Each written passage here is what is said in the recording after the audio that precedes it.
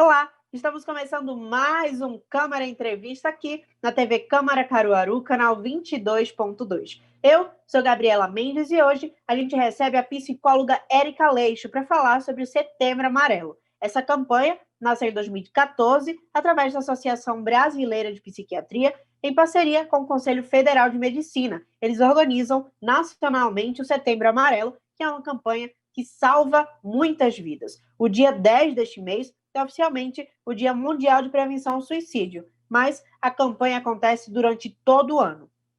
Érica Leixo, seja muito bem-vinda aqui à TV Câmara para a gente conversar sobre esse assunto tão importante que é o Setembro Amarelo. E eu queria começar te perguntando, né, o quanto que você entende que é precioso a gente falar sobre esse assunto e valorizar a vida. Mais uma vez, seja muito bem-vinda. Eu que agradeço o convite, Gabriela. O Setembro Amarelo é de suma importância, sabe? A gente levar a conscientização à população, referente primeiro à saúde mental e depois justamente a conscientização sobre o suicídio, né? A questão do suicídio. Então é necessário que a gente pare de fato, que a gente saiba como ajudar e o que fazer, né, para a gente poder ajudar o maior número de pessoas. Então, como que a gente deve agir, né, diante dessas situações? O que é que a gente pode falar? Como é que a gente pode ajudar as pessoas que estão perto da gente, mas que às vezes a gente não entende, né, que aquela pessoa está passando por uma situação complicada?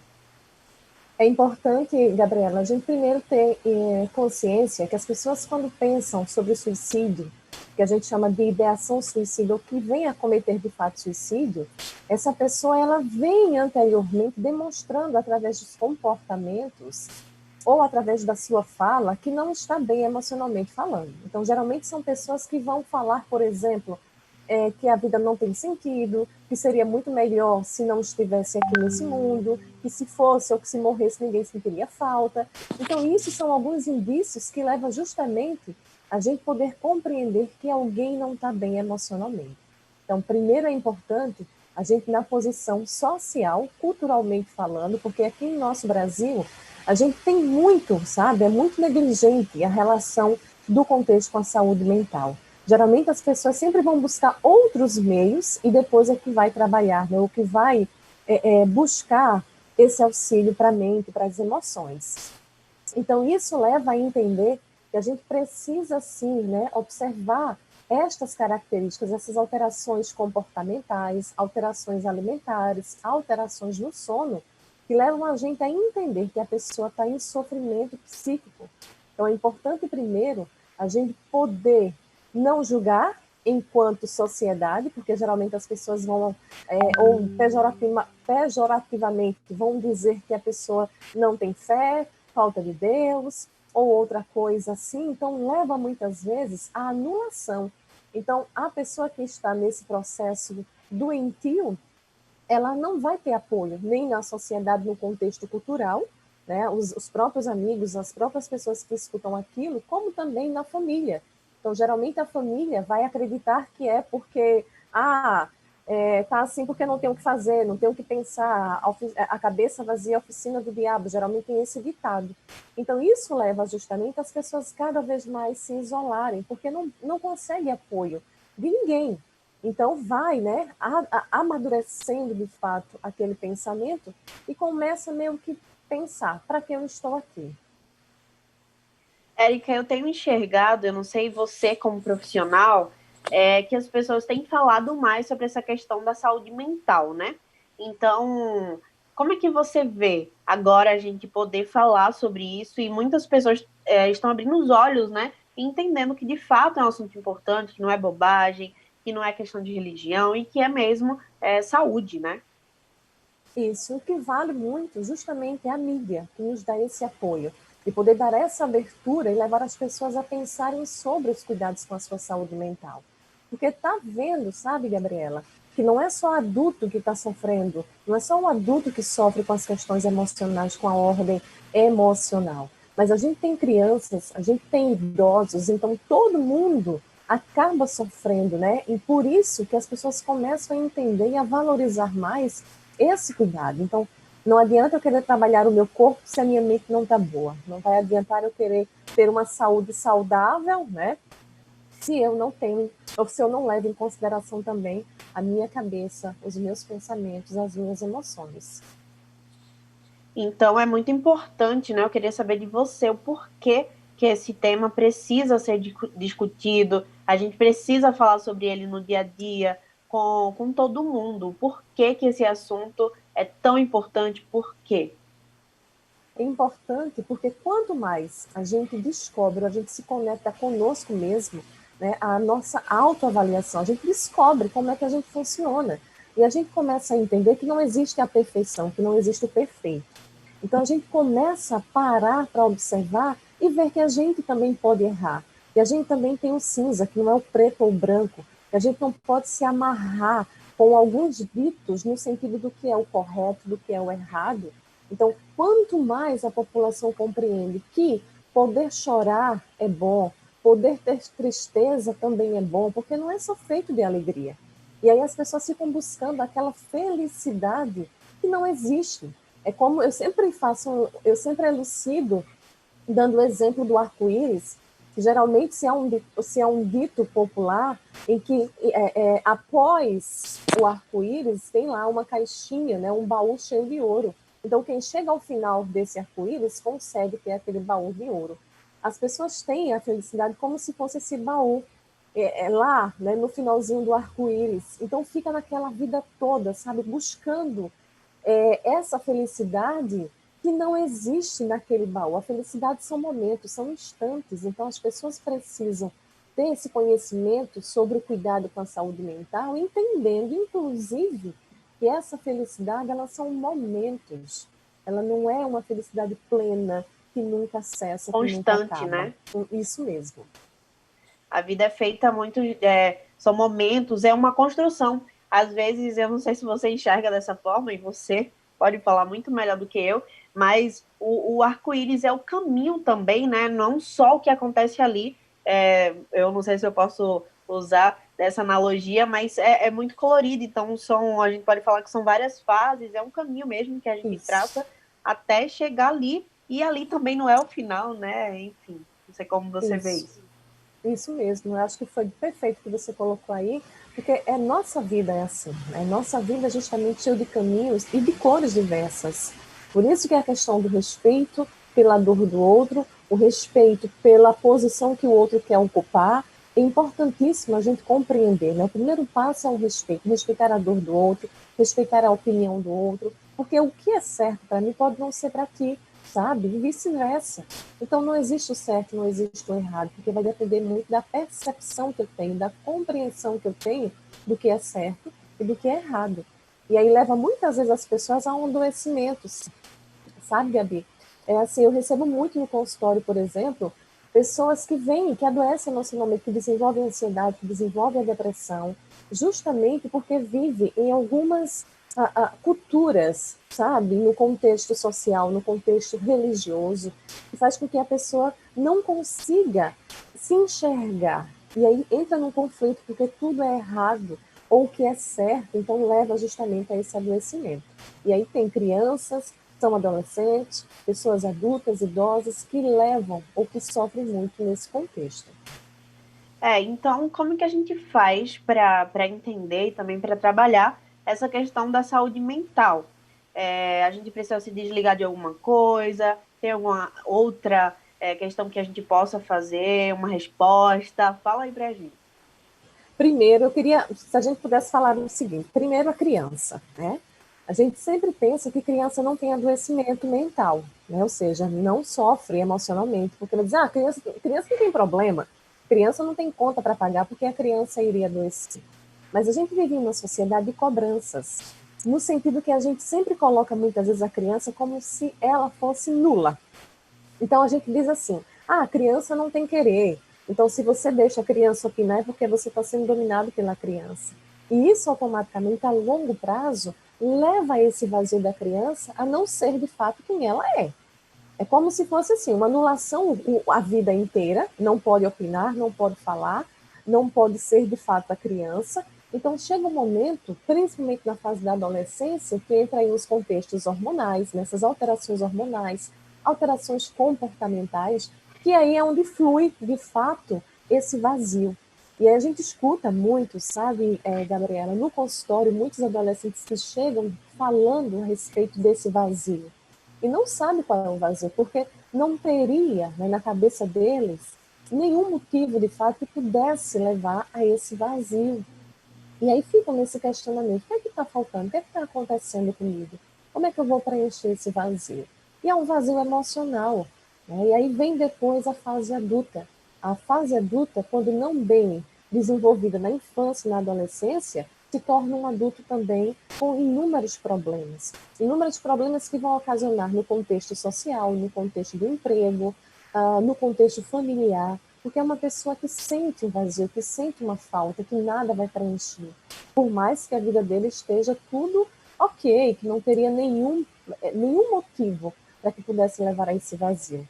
Mas um vazio, sabe, Gabriela, não é uma questão de que apareceu agora e pronto. Esse vazio, ele vem acontecendo a longo prazo. Por isso que a gente não pode dizer que a pessoa tirou a vida agora porque foi. Tá depressiva agora porque perdeu a namorada ou o namorado foi agora. Não. Biologicamente, isso também tem um componente biológico, hereditário.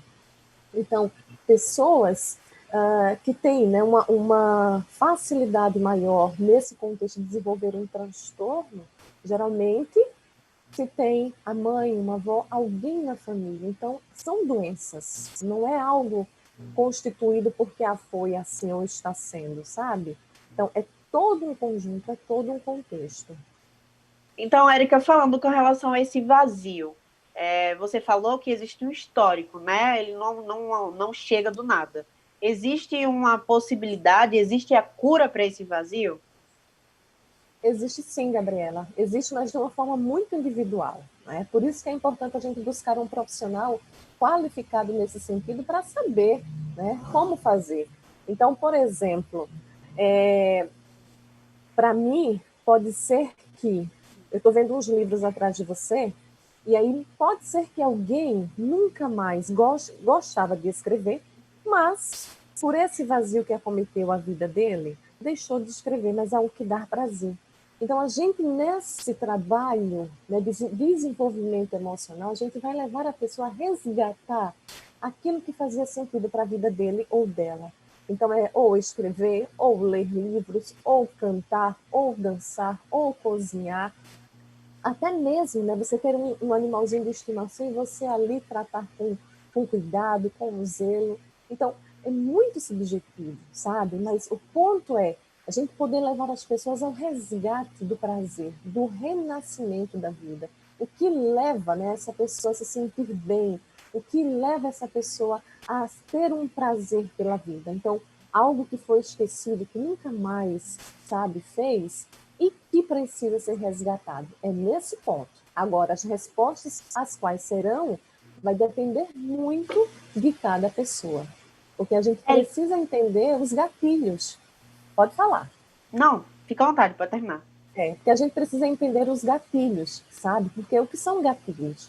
É justamente aquela linha, é como se a gente desse um tiro mesmo, né? Puxasse um gatilho, ou seja, que vai desencadear, que vai desenvolver na pessoa algumas lembranças, alguns comportamentos, alguns pensamentos.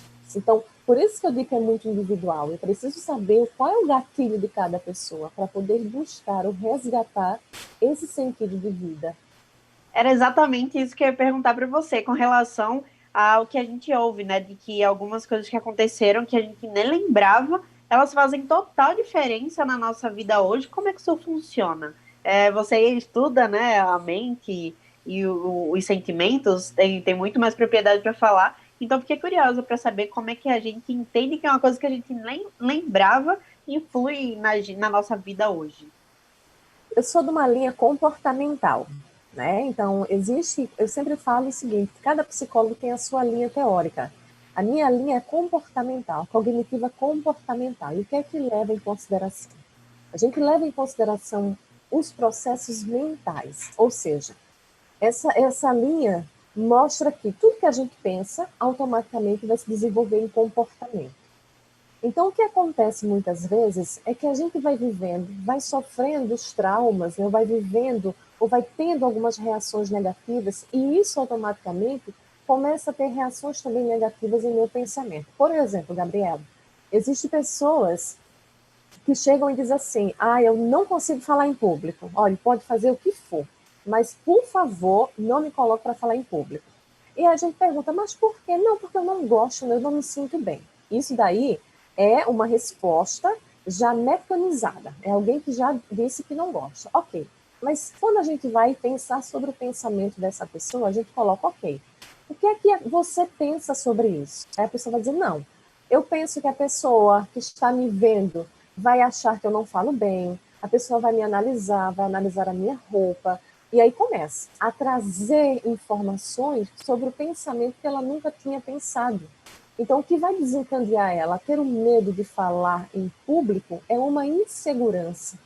É quando a gente descobre, então ela descobre, a pessoa descobre, que o não falar em público e o que deixa a mão suada, o coração acelerado, a voz trêmula, não é porque ela não gosta de falar em público, é porque existem os gatilhos, sabe? Existem aqueles pensamentos que vão levar ela a ter todos esses comportamentos, essas reações fisiológicas. Então, os gatilhos seriam justamente a insegurança, porque a pessoa vai julgar ela pela forma de falar, a forma de vestir, a forma de agir. Então, isto seriam os gatilhos que levam aquela pessoa a desencadear os sintomas físicos.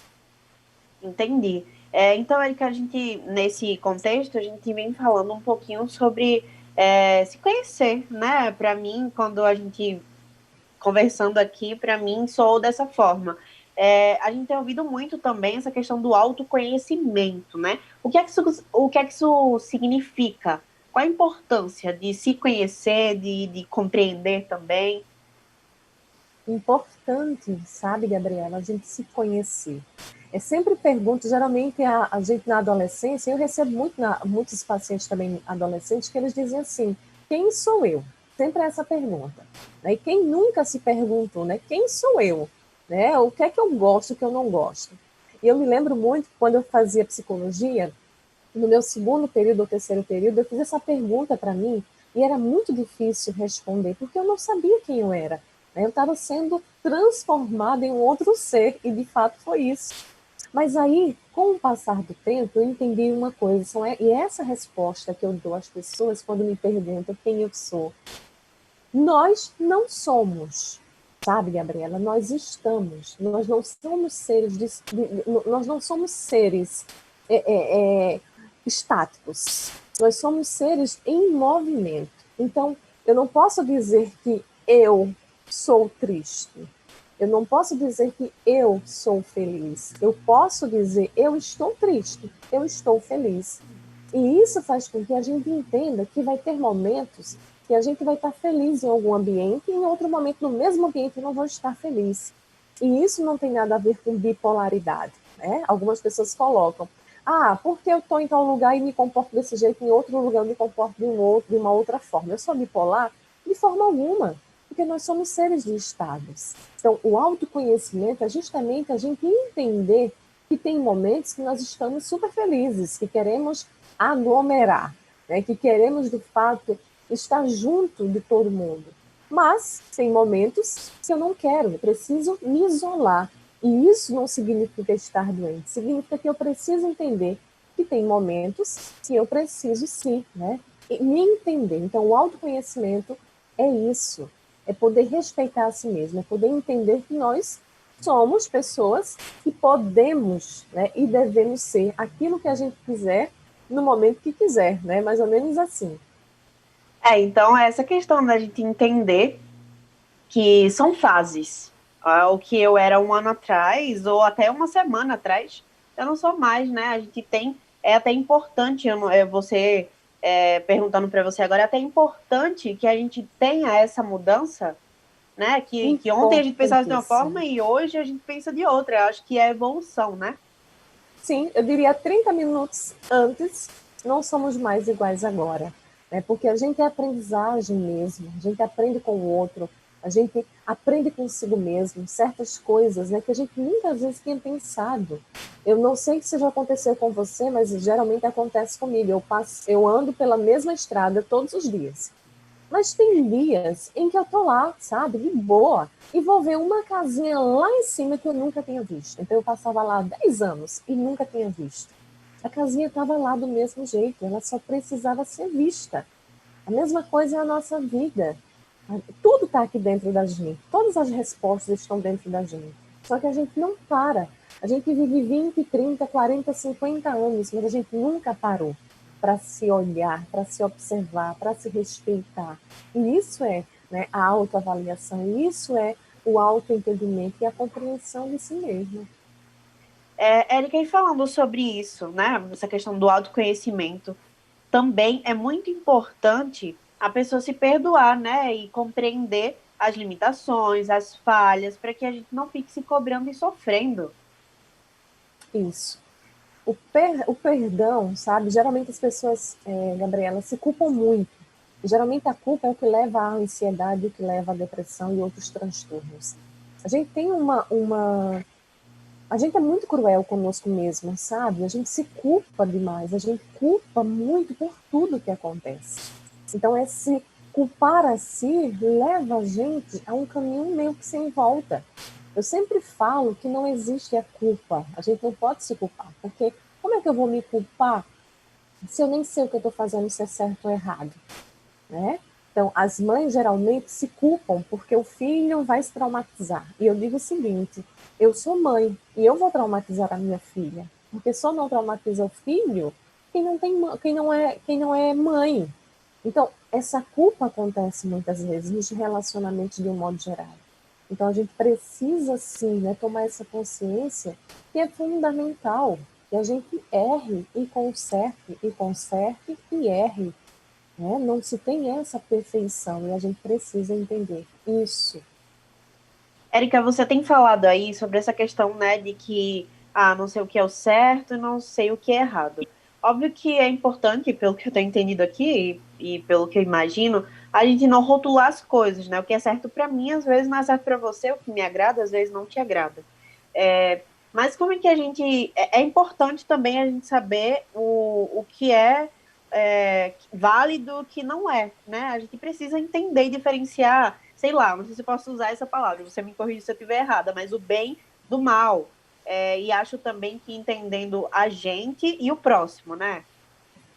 Sim, esse bem e esse mal, Gabriela, vai se construir em cima daquilo que eu entendo que é bom e o que é ruim.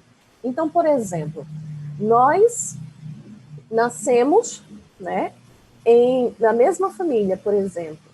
Então, naquela constituição familiar, os nossos pais nos ensinaram os preceitos religiosos, os preceitos do que seria o respeito aos pais, do que seria o respeito ao mais velho, a educação do bom dia, boa tarde, boa noite, a questão do estudo, rotinas de estudo, a própria alimentação. Então, a gente aprendeu.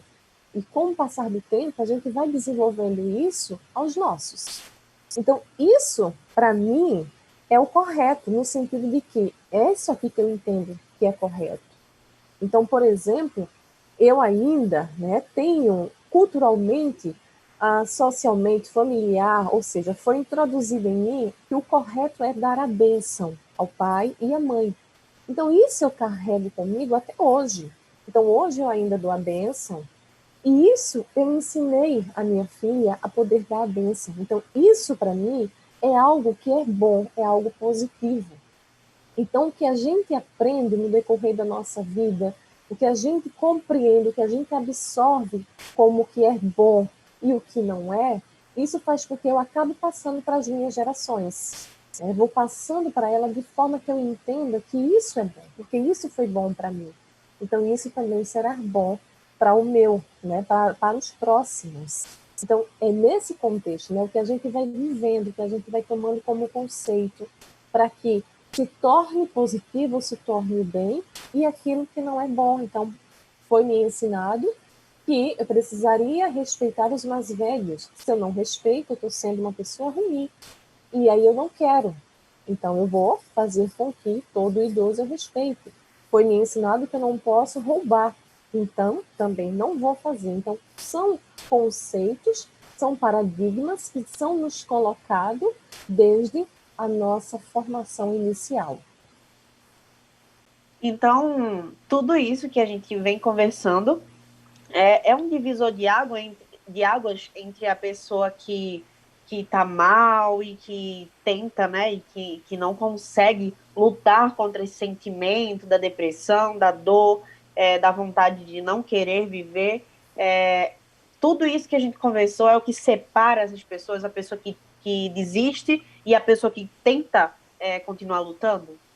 Isso aí é importante a gente entender que muitas vezes a questão do certo ou errado, as pessoas foi ensinado o que é o certo, né? O que é certo no sentido daquela construção familiar que foi colocada, daquela construção que foi culturalmente, de um modo geral, entendida, e aí chega numa fase em que ela olha e diz assim, não, mas eu não concordo com isso.